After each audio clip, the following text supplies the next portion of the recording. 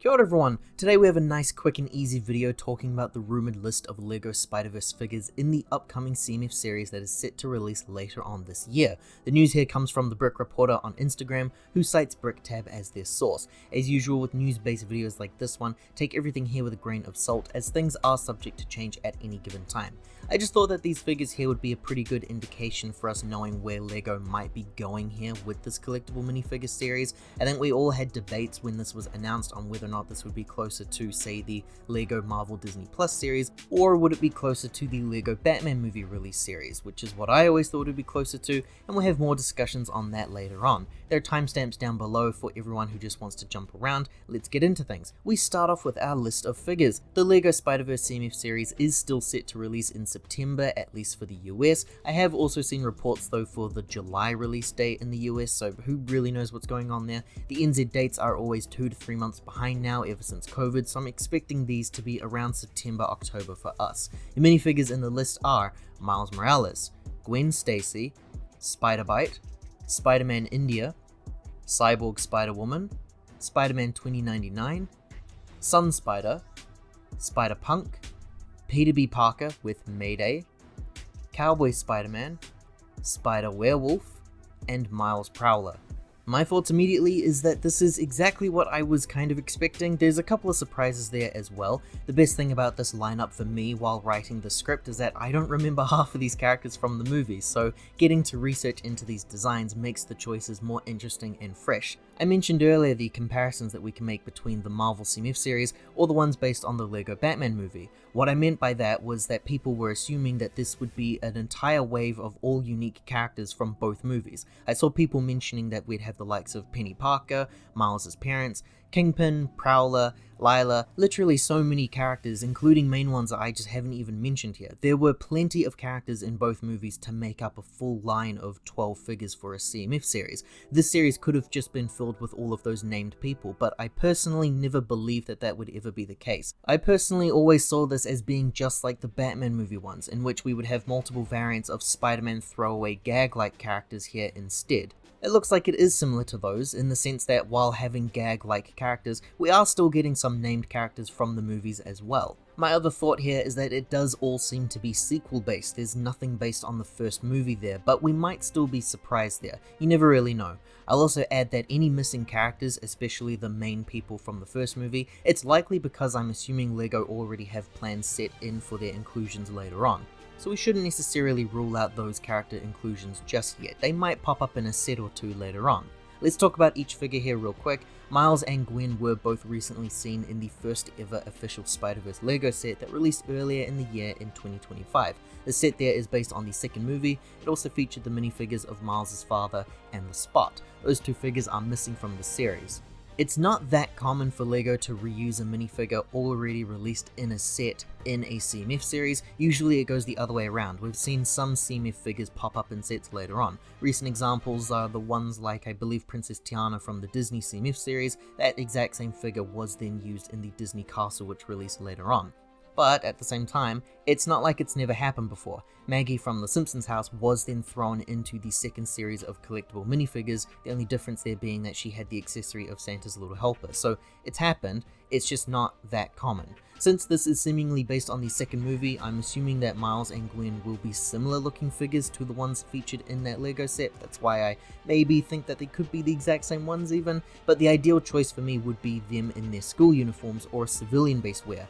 I think that despite the greedy price point on that Spider-Verse set, people all still went out in droves for it just because of how much they love the movie, so enough people already have these exact figures in their collection, so something new would be appreciative. But then again, that is just proof that Spider-Verse fans might just buy anything with the Spider-Verse branding on it, so why not throw in the exact same figures again? Spider-Byte was someone that I do not remember from the movie. Looks pretty cool though. Really interesting color scheme there compared to some of those other figures. I'll be very curious to see how LEGO translate that appearance into minifigure form. It looks very similar to some of the styles I've seen a couple of Ninjago figures appear in, so we will see how they decide to translate that appearance. Spider-Man India played a bit more of a central role in the sequel film, appearing for a pretty good chunk of that movie. His design is really cool too. I literally just went out and bought that LEGO City car set with the BTS hairpiece in it for I think 20 bucks NZD, and I bring this up because a lot of people use that hairpiece for making their own custom figure of Spider-Man India. If that hairpiece is used here, that makes the cheapest price now a $5 CMF release. It's a very cool looking designed character, so I look forward to seeing him on a display. Cyborg Spider-Woman I only remember because of the other toy brands who made a bunch of figures based on that design. If you look up Cyborg Spider-Woman, there are currently more pictures of the toys on the internet than there are pictures from the actual movie. Massive in scale, and this figure likely will not be appearing any different than other figures for this scale. It's funny, we did have a Cyborg Spider-Man figure released in a book or something sometime recently, and now we've got the matching companion. Some specialized parts might be pretty cool to see, but otherwise, why is this character always in the marketing and the merchandising? It's so bizarre. Finally, it's about time we had a brand new look of Spider-Man 2099, the original figure they released in some comics-like sets in, I think, 2019. I say set, sorry, it was just one set, and it was a really lame one at that too, but it cost only $70 NZD at the time of release, and I say that because now in sealed condition, people are trying to flip it for over $200. Spider-Man 2099 alone is valued at 100 NZD. Am I currently sitting on a gold mine right now or something? Why do I still have this guy? I got my set for 30 bucks from some guy online about a month after its release, a price that I was ecstatic for because I hate sets like that. The build is just so lame, but I really wanted those minifigures. I have very high expectations for this new figure. His design in the movie is wild. He's got a cape sometimes and massive talon-like claws. I really want to see an extra head and hairpiece because his skin tone is one that we don't see too often in licensed sets, and I really want those parts for my customs. This is one of my most anticipated figures releasing here in the set. And now Sun Spider is another character I didn't know. It looks like they have an entire 11 seconds in the movie, or at least like an 11-second highlight scene. This stuff is very annoying to some people, but I love when LEGO or toy companies will do stuff like this. It's so Star Wars centric to give this character of all characters a minifigure. It looks like Sun Spider is a disabled based character in comics, which is a pretty cool inclusion to me. I'm looking forward to seeing if LEGO are going to release the figure with an interesting wheelchair accessory or maybe a pair of crutches or something else entirely. I think Spider-Punk is easily the best thing in that second movie. It was one of the inclusions that really resonated with me the most. I want this figure to be big and bombastic with this line. I want the colors to pop and shine. I want a really cool looking extra headpiece and hairpiece specifically. The hairpiece needs to be really nice looking there. I should have stated earlier, I want basically everyone who appears unmasked, even for a second in the movie, to have an alternate headpiece here, which I think could be likely given the superhero's line. I think Hobie Brown will be a clear winning figure for me here. Peter B. Parker is a fan favorite character in the movies, just a total mess of a guy, but he seems to have gotten his shit together in the end there. This release here says that he will be including Mayday as an accessory. It is amazing when LEGO do this. It means that you're going to be getting more characters in the series than you're supposed to, but for the exact same price. In saying that, I believe the figure then will be appearing in the pink robe and possibly come with a baby carrier piece as well, which we have seen in LEGO City releases. I'm realizing now that that means Mayday is probably going to look terrifying unless they've changed the baby piece. Cowboy Spider-Man, again, is a character that I couldn't quite recall from the movie. He looks very different to what I was imagining as well. I basically thought he'd look similar to Emmett in the cowboy disguise from the LEGO movie. I assumed that the Cowboy Spider-Man here was a comedic inclusion, but he looks a lot darker than I would have imagined. I'm hoping to see some really cool accessories for this guy. I really doubt he's going to come with a gun though, but I would love to be surprised.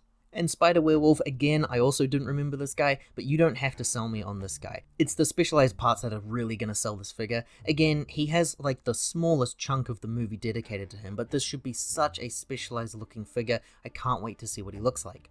And then finally we have Miles Prowler, which seems to be a given. It is a little frustrating we don't yet have a traditional Prowler figure yet. I just really love the idea of a green and purple comics based minifigure, so I'm patiently waiting, but this is a nice inclusion too.